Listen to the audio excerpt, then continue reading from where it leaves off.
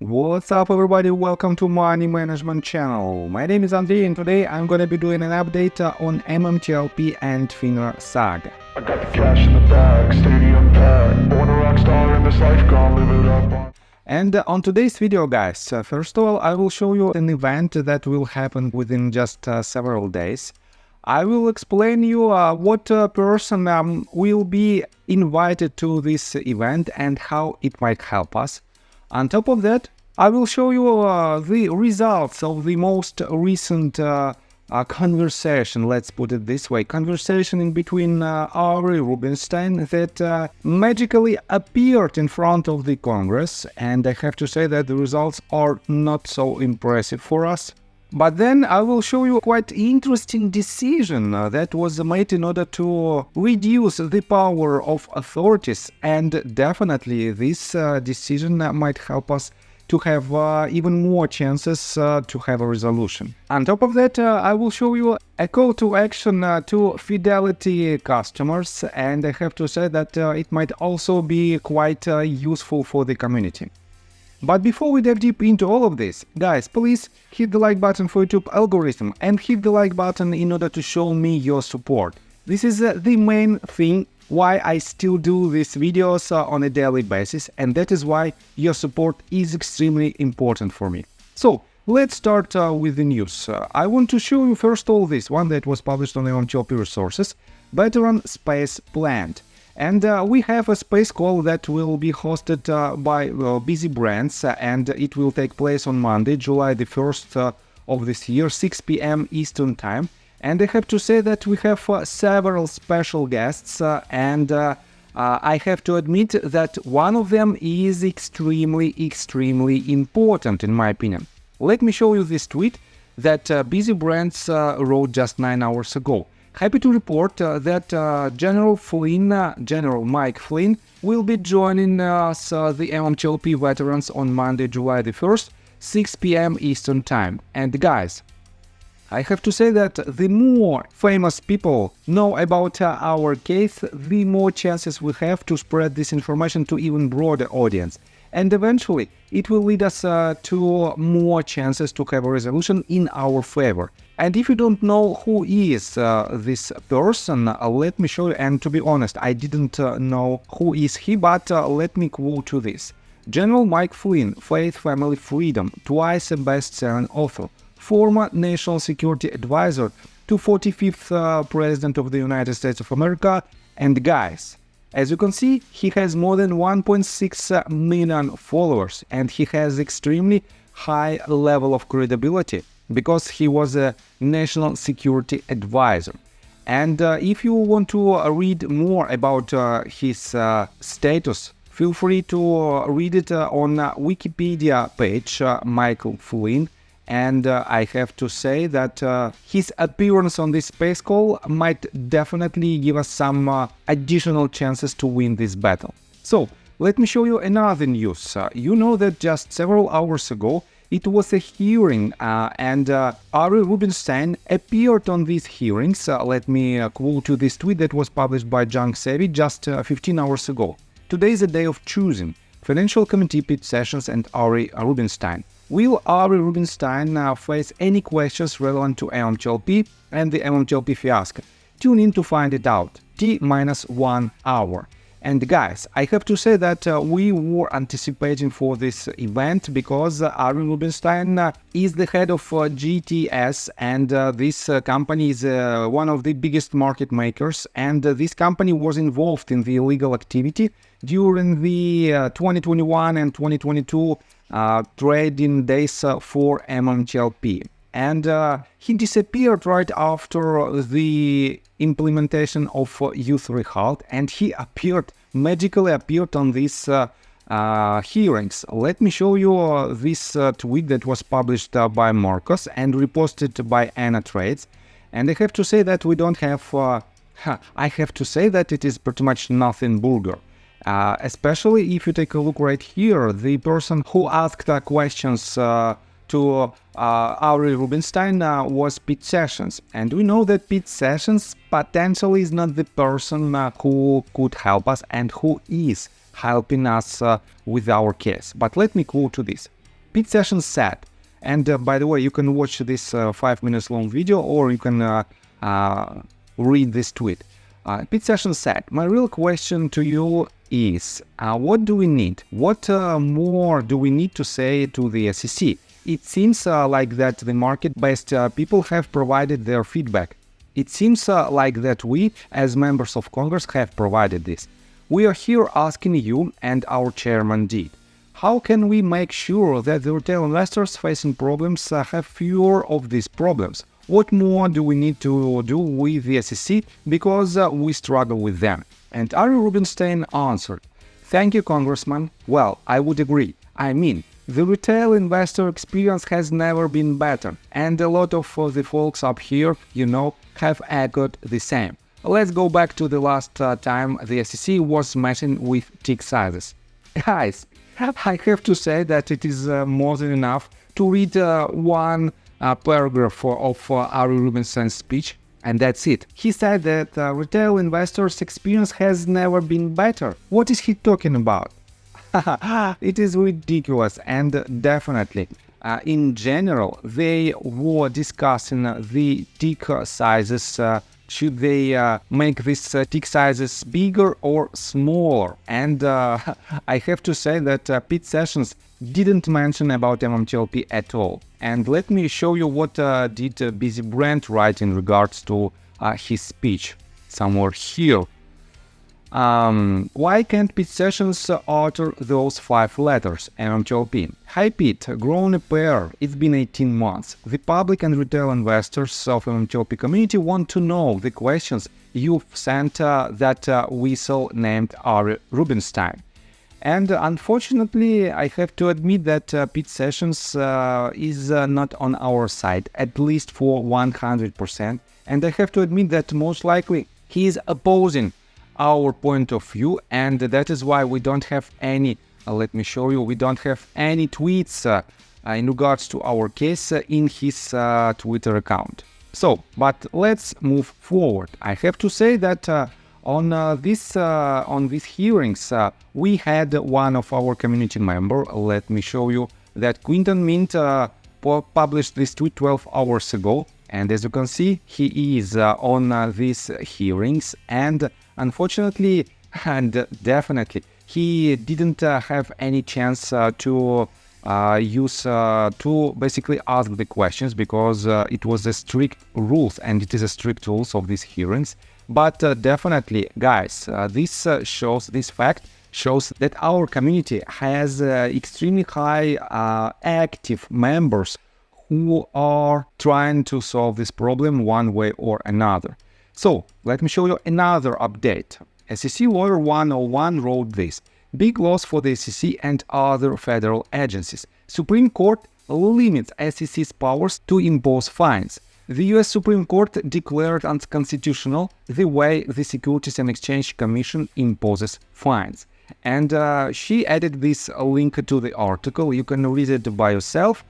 It was published just several hours ago on npr.org. But I want to pay attention to the explanation of this news from our headliners. Christian Shaughnessy wrote this: "Reaction to the Supreme Court decision against the SEC. The court ruled the SEC cannot force defendants accused of fraud to go before the SEC's in-house judges. Instead, defendants can opt for a federal jury trial." So what does that mean for other self-regulated organizations like FINRA? And she added the part of the video that was made by Richard Hoffman, where he explains in 30 seconds his opinion in regards to this news. And he said, in a 6-3 vote, they wanted to limit the SEC's power, which would suggest they want to limit the SEC power, which is a governmental agency. Why wouldn't they want to limit the power of all SROs like FINRA? And if we can get the arbitration clause and proceedings thrown out, and make brokerages and others in that similar position at risk for jury verdicts, that will encourage better behavior. And yes, if we have more tools how we can force agencies to do their work properly. And guys, I have to say that we ask just a simple things. We ask for fair market, and we ask all the authorities to do their job properly. Unfortunately, for now, we have clear evidence that they don't want to do it. That is why we are here and we are fighting for our community. So let me show you another tweet that Richard Hoffman published in regards to this news, and in this case he responded to Kristen Shaughnessy's tweet that she published 18 hours ago for the same exact topic. He said, "It may be broader than you indicate. It may amount to any time money is sought. Also, in light of a particular phase in the opinions, it may open a door to attack FINRA's arbitration powers." So yes, potentially it might be a tool, and it might be even a weapon in our hands that will definitely give us more chances to have more evidence and to push this evidence not to the arbitration that is held by FINRA, but it can give us an opportunity to push it to the federal courts. And in my opinion, it is very important. So guys, another news from Junk Savvy, and I have to say that it is a call to action to all Fidelity investors. She wrote, "If you are holding shares of NextBridge hydrocarbons in your Fidelity accounts and you received IRS Form 1099-B or 1099-R indicating Fidelity distributed your NBH shares, please consider filing a complaint with the IRS and the USPS press room." And she added this, US Postal Inspector compliant is here, this is the link. Use the Mail Fraud Compliant tab. IRS Criminal Investigation, and here is the link to this part. And she also added, why file a complaint? And she added several bullet points. National Financial Service is the clearing firm for and is owned by Fidelity. NFS submitted IRS Forms 1099-B and R declaring that they distributed to their clients NextBridge hydrocarbon shares in one-to-one exchange for MMTLP for tax year of 2022. Some of those filings created tax liabilities for shareholders of a security that was usually halted by FINRA 18 months ago, assets frozen with no resolution. NFS delivered those filing both electronically and via USPS mail. The data collected and additional sources reasonable suspicion that NFS most likely does not have the certificates to back up all their clients' shares of MMTLP and NextBridge hydrocarbons. If Fidelity and NFS cannot deliver all the shares of NextBridge owed to their clients because they are over their DTCC allotment and do not have enough certificates, then they have likely committed various state and or federal RICO predicate crimes, including fraud, mail fraud, wire fraud, theft, counterfeiting, racketeering, and possibly more. Additionally, they may also be violations of 18 U.S. Code 1030 fraud and related activity in connection with computers, as well as violations of the Securities and Exchange Commission Rule 15C3-3, also known as the Customer Protection Rule, requires broker-dealers to protect customer funds and securities, and many more state and federal statutes and regulations. Is Fidelity part of the criminal enterprise destroying our capital markets? Let's find out. File your complaints today. Postscriptum. Both the IRS and USPIS have subpoena power. Please share in other MMTLP communities on other social media platforms. And this might also be very important for us because, guys, the more points of control we have in our case, the more chances we have to solve the major problem in our favor. That is why, guys, if you're a Fidelity customer, if you hold your shares with Fidelity, please follow this call to action. So, let me show you another update from RareDD. He published a video, new MMTLP video response to the Polycross and John Burda charges filed by the SEC yesterday. MMTLP, what the SEC and FINRA don't want you to know. And I have to say that, as usual, This video is extremely thorough and it is very detailed. It is a 50 minutes long video, and guys, I have to say that the video that was made by RareDD are extremely valuable for us, because in a simple format of video, of short videos, he explained the problem of MMTLP community. On top of that, guys, in regards to the YouTube itself, TRCH reposted the tweet that was published by Due Diligence just yesterday, and Due Diligence said, MMTLP, tonight at 9:15 Eastern Time, I will be appearing on the broadcast on YouTube with the candidate for Florida seat in the US House of Representatives to discuss our situation. Not a huge audience, but my understanding is that some important people tune in regularly. Gloves off. I will not name the broadcast until we get closer to it, because I will not be sabotaged by any of these clowns. So, definitely Due Diligence want to solve our problem as well, and potentially, guys, as already said, the more tools and weapons we have in our hands, the more chances we have to solve this problem in our favor.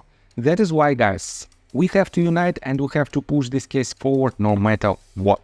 And guys, let me tell you my personal story. I have a wife and 2 children aged 11 and 15, as well as a small dog. After 30 years of living in Russia near the Baikal Lake, we decided to move. Now we reside in Serbia. Although I don't own any MMTLP shares, I invest a lot of time creating daily MMTLP videos. I have been doing this every day without days off and holidays for more than 1.5 years. Now I wish to buy back this time from my family, from my children. We've agreed that I will ask the MMTLP community to support me, and I will give all the money to the children. Therefore, if you believe that I am providing useful content for you and wish to support me, you can join my Patreon account. For $5 a month, I will add your name to my list of supporters if you wish. Thank you in advance. The link you can find in the description below. So, I think that's all information that I want to provide you. If you like my video, please hit the like button and subscribe to my channel, and see you guys and girls next time. Bye! I got the cash in the bag, stadium packed. Born a rock star in this life, gonna live it up on the attack. Baby, I'm bad.